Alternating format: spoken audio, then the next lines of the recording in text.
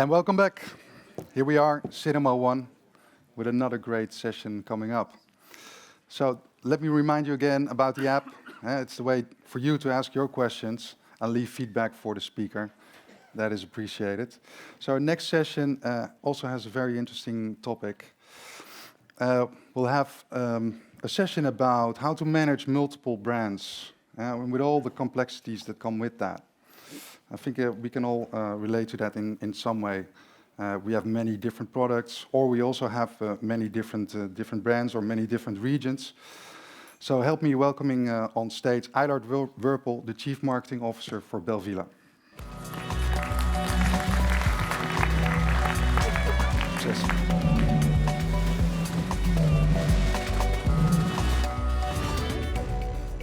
Okay, good afternoon, everyone. Can everybody hear me okay?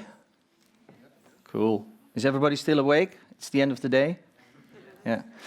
Okay, so my name is Eylard Wurpel, CMO at Belvilla. I've been with the company about 3.5 years. And I would like to take you on a short journey. So first I want to explain about At Leisure Group. Most of you, I assume most of you are Dutch, know Belvilla, holiday home rentals. But it's actually part of the At Leisure Group, which has multiple brands, which are also in holiday home rentals. Once I sort of set the stage of that area, then I want to start 3 years ago when I came at the company.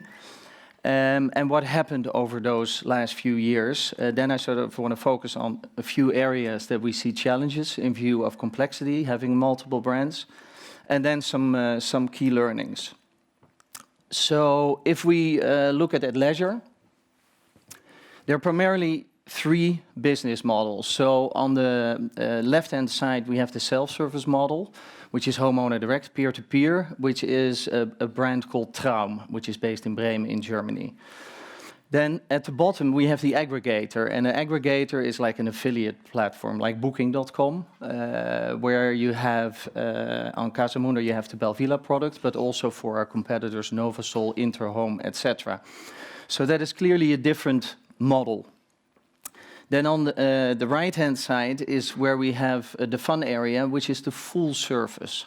And that is where Belvilla comes in. And we have multiple brands in that corner, where we also have done a fair amount of acquisitions. So that is also the main area I want to focus on today. If we look at the company, we have 7 offices across Europe with about 750 people. But if we go back 3 years, at that time life was fairly simple. 250 people in the company. We had 2 major brands. We had Belvilla, which is focused on the Benelux. And then on the other side, we had Casamundo, the aggregator, which was focused on the German market. Of course, Belvilla has a presence in other countries. The same applies for Casamundo, but they were clearly had their destination markets. In addition, we had 2 smaller brands, Ardennes Relais and Euro Relais. So about 2 years ago, almost 2 years ago, we got acquired by Axel Springer, the German media company. And they were kind of eager to grow and to grow fast. So what happened last year? We actually acquired a bunch of Dutch competitors of Belvilla. So we acquired Topic Travel, Aan Zee, Villa XL, and some of you might know them from personal experience. So at this point, of course, you have to think about the integration of the brands, how we're going to do that, all the different areas. But it was exciting. People saw an opportunity to do some more fun stuff. However, last year, this happened. So we acquired Traum in Germany. We acquired Dance Center, which is a major brand in Denmark. And we had multiple smaller brands. So, but this time I'm getting slightly nervous. How we're going to manage all of this? So at that time, we had to figure out how we're going to put these things all together, but also where are we going to be in 2 years? Because if we keep this up, in 2 years' time, who knows where we're going to be?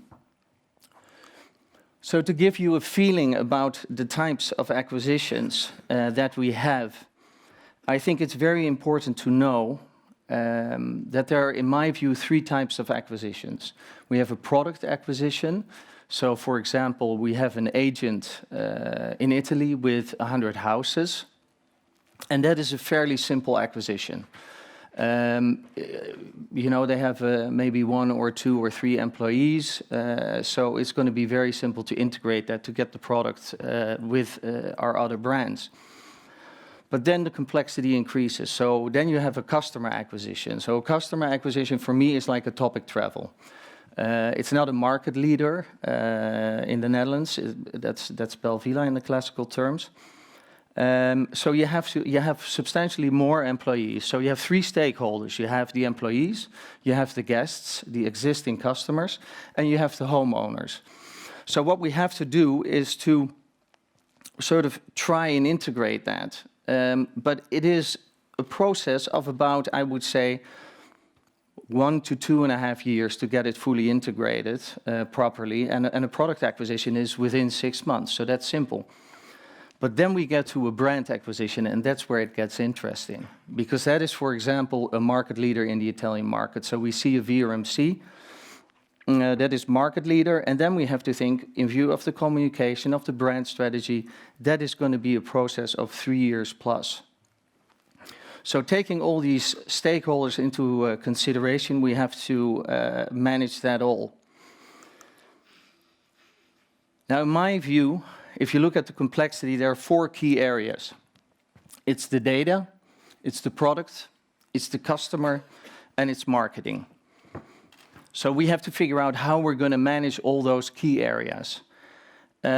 So I want to show you some of the challenges that we have in those areas and sort of how we try and solve them. If you look at product, we have, Casamundo has 460,000 homes on their website, but they're an aggregator.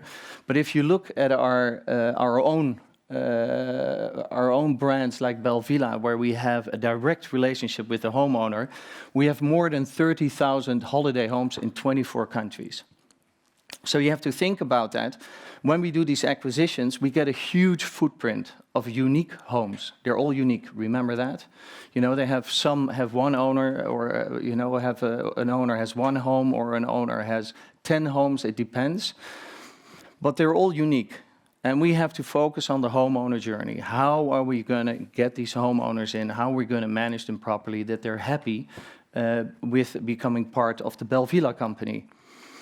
Also, the integration, you have to consider that, as I said, every house is different. But, for example, another website will show different services. So, for example, Dance Center has local offices where you can pick up the keys, where you have special services, cleaning services. At Belvilla, we don't have that. So we need to integrate that as well in our database and make sure that it all works fine.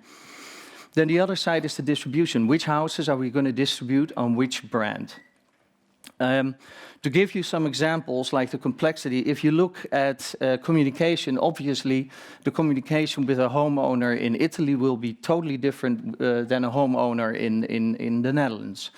You know, the frequency, the type of communication is going to be different. In addition, you see that somebody who has their own holiday home that they worked on for 5 years, they will treat it totally different than an investor with 10 holiday homes. Also, if you look at the total footprint, one of the things that we're being challenged by at the moment is, for example, natural disasters. The weather is changing, so over the last 1.5 years, we've had fires in Spain, fires in France. We've had recently the earthquakes in Italy. And also we had, for example, the terrorist attacks in Brussels and in Paris.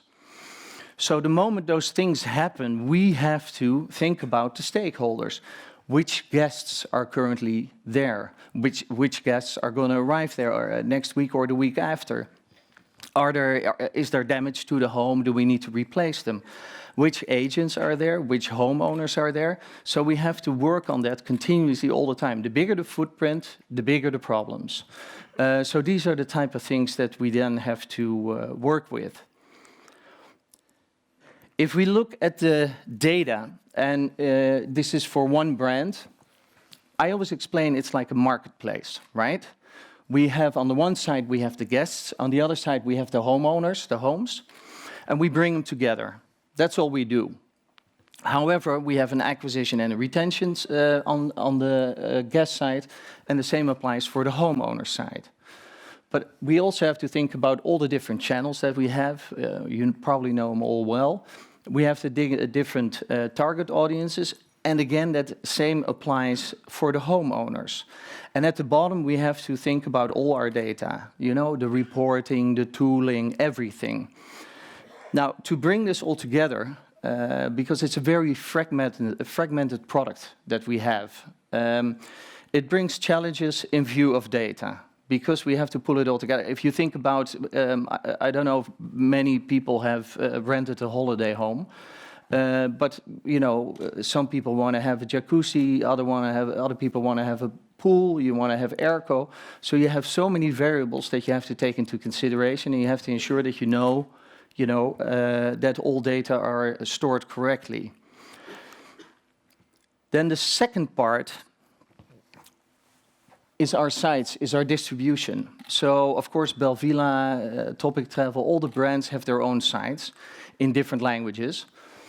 But we also have partner distribution. And the partner distribution, if you think of that, as many people probably know, travel industry is slightly incestuous.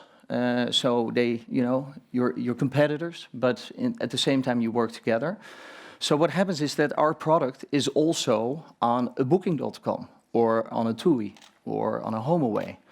So what you see is that the Belvilla product or the Belvilla family product is actually distributed by over 5,000 partners and travel agencies across Europe. So what you see is that all those data come in as well, and we have to take that into consideration as well. So we always talk about the direct distribution and the indirect, and the partners is indirect.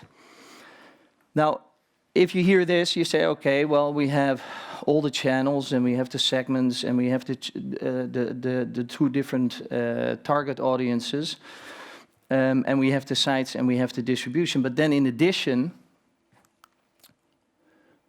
we have to do that for 7 brands. So just think of the complexity of trying to pull that all together and to get a holistic view. So, you know, it looks like a lot of fun, especially after the first or the second acquisition. But in the end, this is what you look like. This is me now. Because I have to figure out, you know, what the hell is happening. When I think about data, when I think about product, when I think about the customer, when I think about marketing, how are we going to integrate it all? How are we going to pull that all together? How are we going to get a holistic view? So one of the key things that we currently work on is, of course, a data warehouse.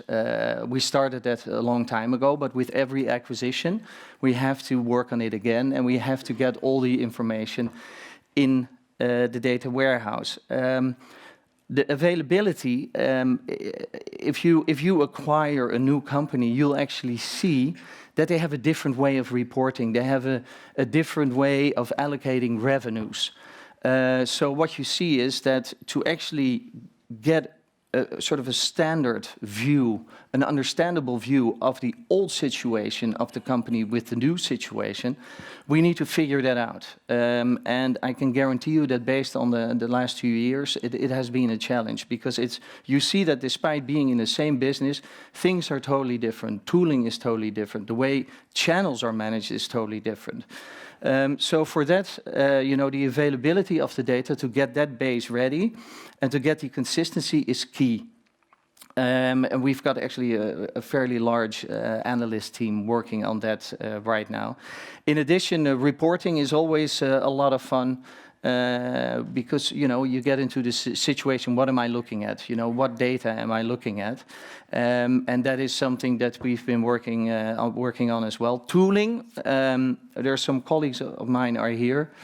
Very often you'll see that people always want to have an extra tool. If it's for analytics, if it's for marketing, there's always an opportunity to add something. Now, if you actually look at all the acquisitions, you see that everybody's using different tools. So we sort of try to apply the rule that if you want to get a new tool, we got to get rid of two. Because otherwise it just grows and grows, and that makes our life really complex. Now, the customer is what I love about this industry is that from a merchandising perspective, it's quite complicated. You have so many different target audiences and so many different requirements. So when you think of it, if you do a booking, you think about where am I going to, who am I going with, how long am I going. So you have to understand that if you take, for example, in January, when we think about the customer, it's the main season, right? It's the high season, everybody books their summer holiday. That's not true. The majority hopefully does, but we have other target audience as well. For example, top left, we have an older couple, and they're actually interested to book in January to go hiking in the Eifel for a week together, somewhere in May. But then we have the young couple that actually wants to have a midweek in about 2 weeks, somewhere in the Netherlands. At a park maybe, small children. Then there's me with my wife and 2 daughters. And we want to book for the summer, want to go to the south of France, as many other Dutch people. And then we have a group of younger people in their 20s who want to go for a long weekend skiing in Austria. So what you see is that there's so many different target audience at the same time that we have to make sure that we manage those correctly, and our campaigns sort of adjust to that as well. Then the second level that is a challenge for us, for customers, is the service level. So we have a very large customer service center in Eindhoven, because Belvilla is based in Eindhoven. And we also have it in Hamburg and the other locations. But what you have to think about is that if the company grows, customer service grows. That's quite obvious. But what the challenge is that if you have different brands, there should be different touch points and there should be different service levels. And you have to manage that as well. So the more brands you have, and if they are positioned correctly and in a different way, they have to be serviced properly and differently. So to give you an example, we acquired Topic Travel, and they had something that became known as the dikke pakketje. And what was a dikke pakketje? Somebody can translate that in English. Thick package. What happened is that actually customers that had booked just before they left, they received a dikke pakketje via the mail that actually contained a local map, some other local information. Now, for a company like Belvilla, it's like, come on, you know, we can do that, via email. Same thing, perfect. But it isn't, and we still do it. It's a little bit less dick, actually. But you see that the customers are asking for it. They're absolutely asking for it. The same what Topic Travel did was, after a customer did a booking, they would call them. They would say, hey, listen, we just saw you did a booking, but after a few days, we saw you did a booking. We checked the house, we checked the availability, everything is fine, you're safe to go. So an outbound call. And what we do at Belvilla is actually we don't call them. Sometimes we call them, depending on if there are issues or something. But it's not a standard practice at Belvilla. So you see that you have to take that into consideration as well for the service levels.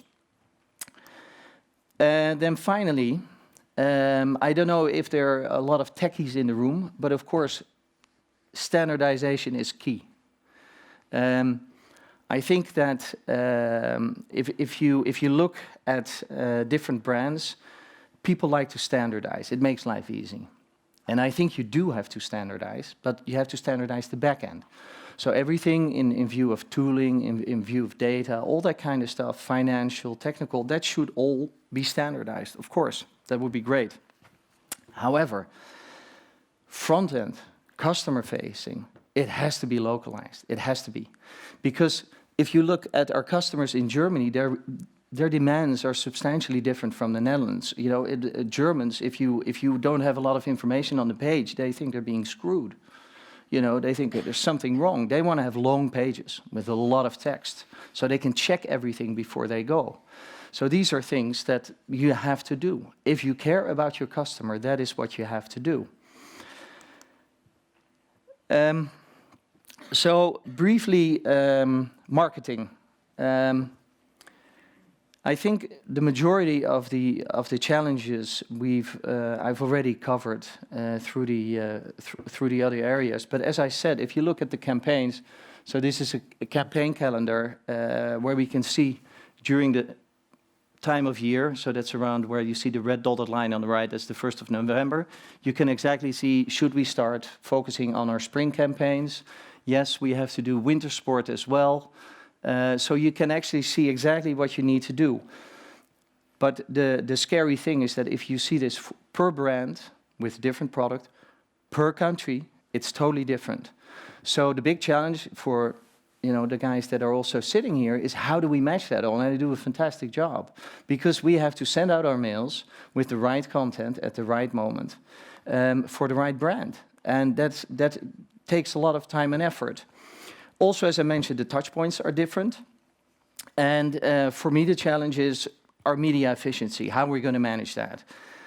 Because, of course, we can spend money on all the brands, but, what are we going to do? Are we going to phase them out? Are we going to keep them? Are we going to have a high-end brand? And if so, what should be a comparable marketing spend for that? So how can we improve our media efficiency?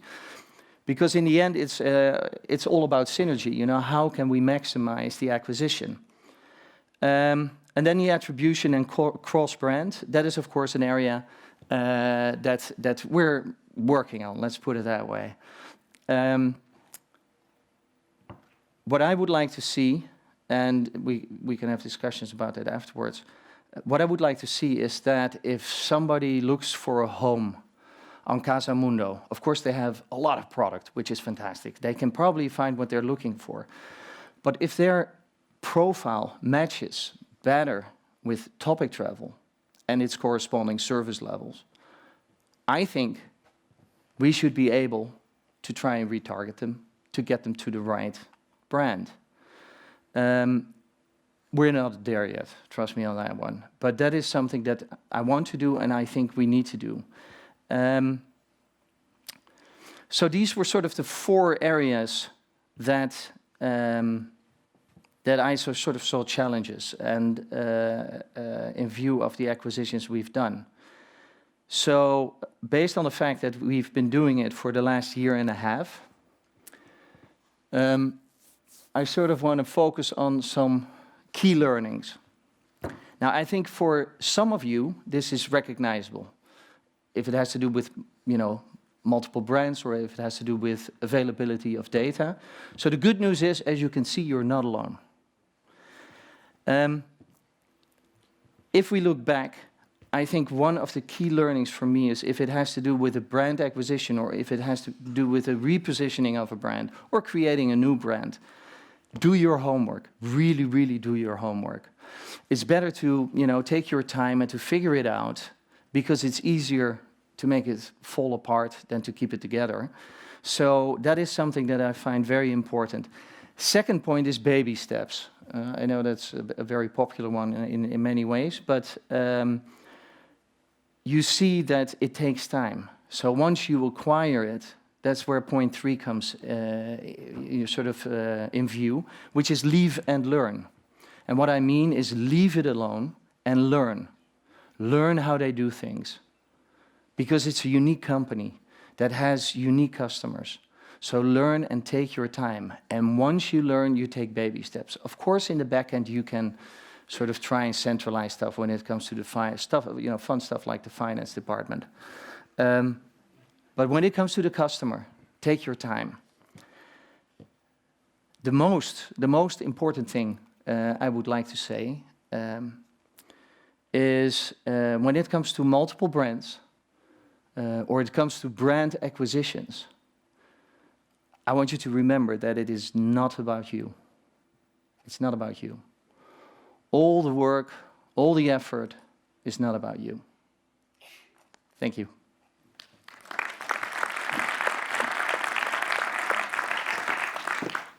Thank you, and great that you can be so open in the journey that you are going through with the whole group. There are actually a number of questions that we can go through, if you like. So we have one from Sander Adams. No, let's start with another one, actually. The first one... Sorry, Sander. Yeah, but we'll get to it, I'm sure. So how do you keep homeowners happy during the transition of an acquired brand? That's where the cuddling comes in. No, that has to do with communication, and that is actually quite a challenge because you see, so some homeowners are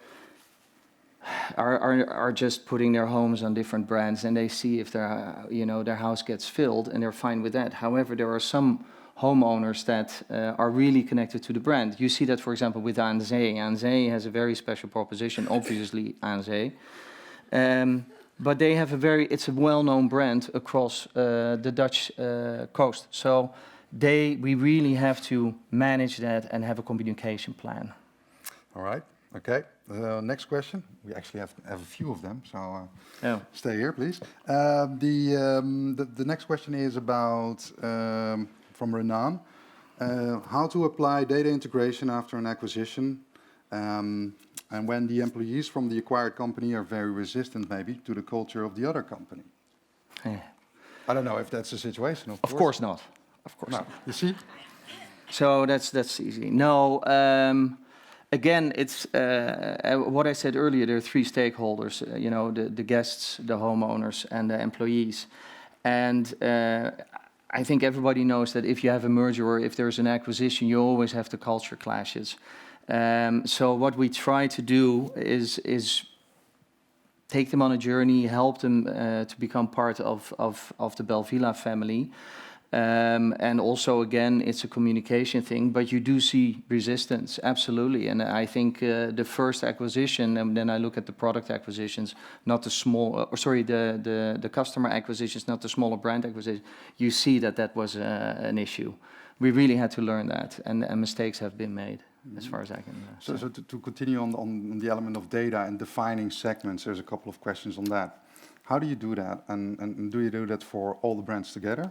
No, so we do it brand by brand. So first, when it happens, we take a deep sigh, and then we start thinking. What we have done is, for every acquisition, we did a brand analysis. We really looked at the target audiences with an external company to see how it compared. And the funny thing was that if you look at topic travel and you compare it to Belvilla, then if you look at the demographics, they were almost equal. So if you would look at that, you would say perfect fit. However, the difference was in the service level that they wanted, that they wouldn't get at Belvilla.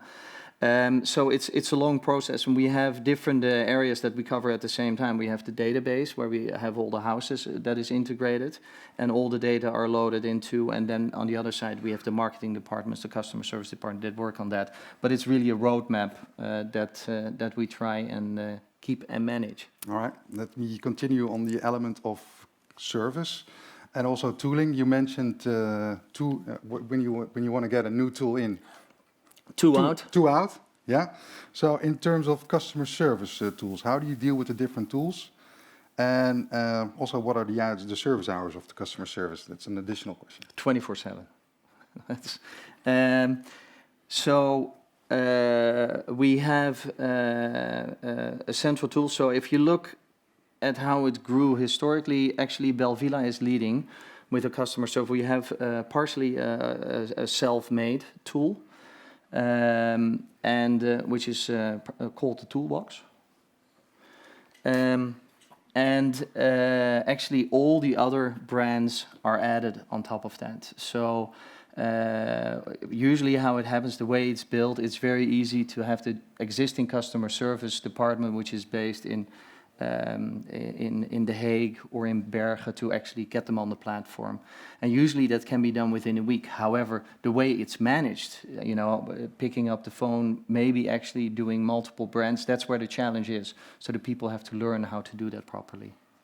Okay, so the next few questions are all about managing the portfolio of the various brands that you have. So do you develop some kind of overall corporate marketing plan? And in terms of the number of brands, are you thinking to reduce them? So you now have 7, you want to maybe have 5. What is your strategy there? Maybe, yeah. So, of course, the first thing, which is why I showed it on the first slide, is that you see that we have 3 different business models. So that already applies that you would have to have at least 3 brands if you're going to stay present in those business models. Long term, we really want to focus on one brand. However, so that would mean phasing out an AZ or a Topic Travel. But it's a very thin line. It's a balance you have to find. So yeah, I prefer to have one major VRMC brand in the Netherlands. But if you look at the acquisition of Dancenter, that is truly a brand. That's a market leader in Denmark. So that brings again new challenges versus a Belvilla.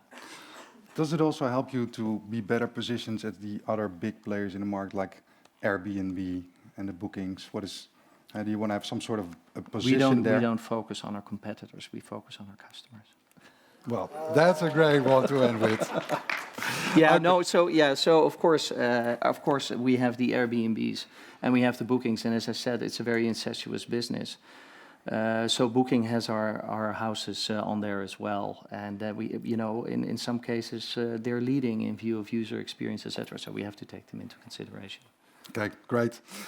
Thanks for sharing your journey, ladies and gentlemen. Eylard Wurpel.